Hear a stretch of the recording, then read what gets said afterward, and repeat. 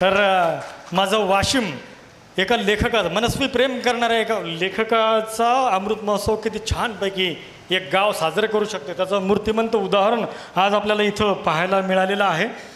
एका लेखकाचा अमृत महोत्सव मराठी साहित्यात यथार्थ कामगिरी करणाऱ्या बाबाराव मुसळे यांच्यावर आपण सगळेच जण आम्ही वाशिमकर किती मनस्वी प्रेम करतो याचं एक प्रकारचं आजचा हा कार्यक्रम म्हणजे प्रात्यक्षिक आहे. बाबाराव मुसळे यांच्या लिहिण्यात आणि जीवनदृष्टीमध्ये एक प्रकारचा रसरशीतपणा आहे, एक प्रकारचा टवटवीतपणा आहे, एक जीवनसन्मुखता आहे, निकोपता आहे. तर तीच निकोपता, तोच रसरशीतपणा, तोच टवटवीतपणा अमृत महोत्सव समितीच्या वतीने या कार्यक्रमात आणण्याचा आम्ही प्रयत्न केलेला आहे. आमचा हा अल्पसा प्रयत्न सत्कार मूर्तींना कसा वाटला ते आपण सगळेच जण एकदा जाणून घेऊयात. त्यासाठी विनंती करतो या सत्काराला उत्तर देण्यासाठी माननीय सत्कार मूर्ती ज्येष्ठ लेखक बाबाराव मुसळे सरांना, बाबाराव मुसळे अमृत महोत्सव समिती वाशिम, विदर्भ साहित्य संघ शाखा वाशिम, सावित्रीबाई फुले महिला महाविद्यालय वाशिम आणि तुमचा आपला मुसळे परिवार ब्रह्मा यांनी आयोजित केलेल्या या सत्कार सोहळ्याला उत्तर देताना ज्येष्ठ लेखक, ग्रामीण कादंबरीकार, कवी, समीक्षक बाबाराव गंगाराम मुसळे. या सगळ्या प्रसंगाने अतिशय भारावून गेलेलो आहे. खरं म्हणजे डोळ्यात पाणी येते. थोडा आवर घालतो आणि तरी माझ्या भावना मी व्यक्त करतो. माझ्यासाठी आपण सर्वजण पाठीराखे आहात. आपल्या ज्या भावना आहेत त्यामुळे मला लेखनाचं बळ मिळणार आहे. मुळातच मी असं म्हटलेलं आहे की मी 80व्या वर्षापर्यंत लिहिणार आहे. 80व्या वर्षापर्यंत मला काहीही होणार नाही. नंतर जे वर्ष असतील ती बोनस असतील. आमची ग्रामदेवता ब्रह्मानी भवानी सावित्रीबाई फुले माय बाबा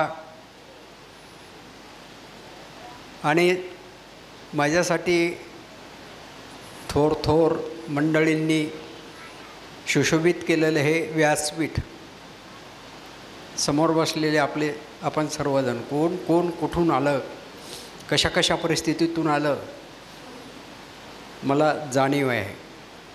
माझी एक लेख आलेली आहे, तिचा उल्लेख करतो आपल्या वतीनं. सुरेखा डोंगरे ही बोदडीहून आलेली आहे. किनवटसारख्या एका अतिशय डोंगराळ अशा भागातून ती एकटी आलेली आहे आणि माझ्या प्रेमापोटी आलेली. बडेसर तिचे बाबा पहिले कादंबरीकार होते. वंजारी समाजाचे पहिले कादंबरीकार. 1960मध्ये त्यांनी कादंबऱ्या लिहिल्या, त्यावेळेस प्रकाशित केले. आणि म्हणून सर्वांची नावं मी घेणार नाही. आपण सगळे माझ्यासाठी अतिशय प्रिय आहात. फक्त काही माझ्या आयुष्यामध्ये घडलेल्या गोष्टींचा मी थोडासा उल्लेख करतो. जीवनानं मला भरभरून दिलेलं आहे, मान्य आहे, पण तेवढेच रट्टेही दिलेले आहे, इतके की ते अजूनही मनात सलत आहेत. आमची माय गेली, त्याच्या मागोमाग आमचा भाऊ पंडित, त्याच्यानंतर आमचा संजू, आमचे बाबा. मायबाबाचं काही वाटलं नाही, भावाचं आणि संजूचं दुःख अजूनही काय नाही. पण तरी माझ्या प्रेरणा, आपण अवतीभोवतीची माझी पात्र आहात, ती शिकलेली असतील, बिना शिकलेली असतील, हे सगळे मला प्रेरणा देत राहतात आणि त्यामुळे मी लिहित गेलो. या वर्षाने मला अनेक गोष्टी दिलेल्या आहेत, त्याचे थोडेफार उल्लेख मी करतो आणि मग थांबतो. ही जी समिती स्थापन झालेली आहे, माझा सत्कार करणारी, कोणी कोणासाठी एवढं झटत नाही, झोंबत नाही, काय नाही, पण ही माणसंही माझ्यावर प्रेम करतात. म्हणून वेगवेगळ्या क्षेत्रातली ही माणसं एकत्र आली आणि त्यांनी असं गेल्या वर्षी ठरवलं की आपण सत्कार करायचा बाबारावचा. आणि तो घडूनही आणला. त्याच्यासाठी प्रमुख पाहुणे इंद्रजितच होते, गेल्या वर्षी आलेले. मध्यंतरी वर्षभर काहीतरी कार्यक्रम करायचं आयोजनही होतं, पण मीच आजारी पडलो आणि ते होऊ शकलं नाही. तर काही गोष्टी माझ्यासाठी अत्यंत महत्त्वाच्या, जी टेक्निकल बाब माझ्या आयुष्यामध्ये सांगितली रावसाहेबांनी.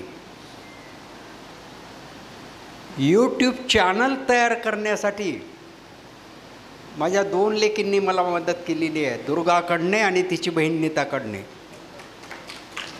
आणि आमचा अविनाश. या तिघांच्यामुळे आज माझं यूट्यूब चॅनल फुलफिल झालेलं आहे. म्हणजे जे काही त्याचा लाभ वगैरे आहे तुम्ही घेत आहात ती गोष्ट वेगळी, पण माझा आर्थिक लाभही त्याच्यातून होणार आहे. हा जो तुझी साध ओली हा मूर्खपणाचा उपक्रम होता. अरे 75व्या वर्षी प्रेमाचे अभंग आणि ते अभंग, तुकाराम काय शिव्या देत असतील मला,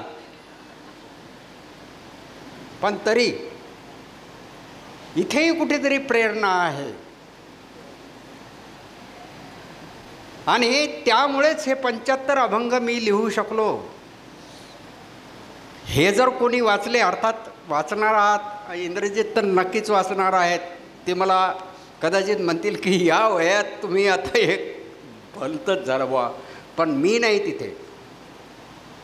कोणीतरी तो प्रेमवीर आहे माझ्या मनातला, ते एक पात्रच आहे आणि त्याच्या भावना सगळ्या इथे मी व्यक्त केलेल्या आहेत.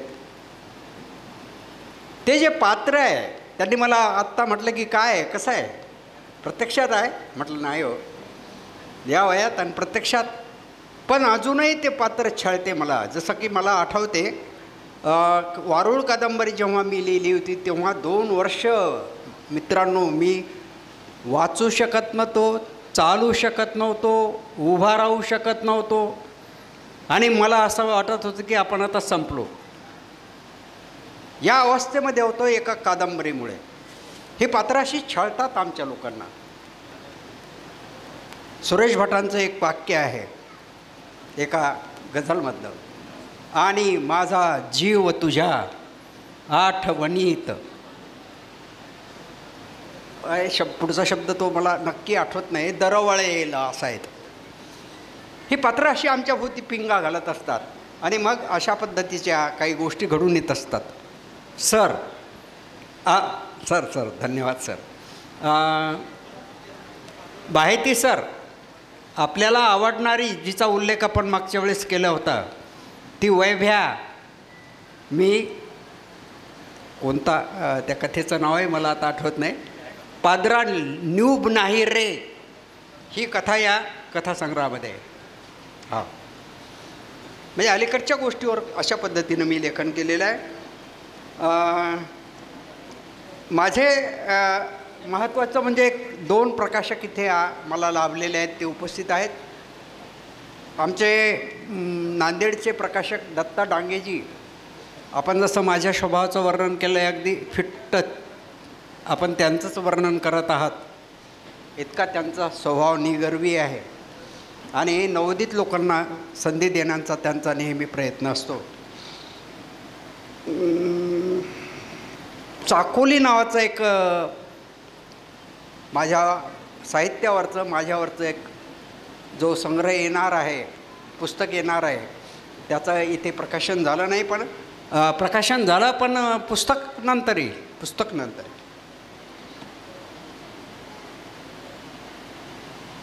गेल्या वर्षीच्या कार्यक्रमामध्ये मी एका पुरस्काराची घोषणा केली होती.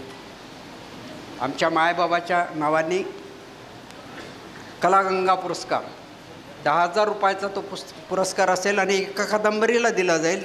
त्यासाठी पुस्तकं मागवली जाणार नाहीत. आम्हाला जे चांगलं पुस्तक वाटेल त्या वर्षीचं त्या पुस्तकाला आम्ही तो पुरस्कार देणार आहोत. 2 गोष्टी फक्त व्यक्तिगत स्वरूपातल्या सांगतो ज्या आम्हाला आनंद देणाऱ्या अशा आहेत. माझी लहानी सूनबाई सौदर्शना हे तलाठी म्हणून अमरावती जिल्ह्यात तिची निवड झालेली आहे.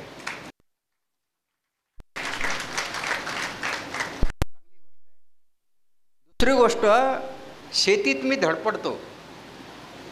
ज्या बाईचं तुम्ही फार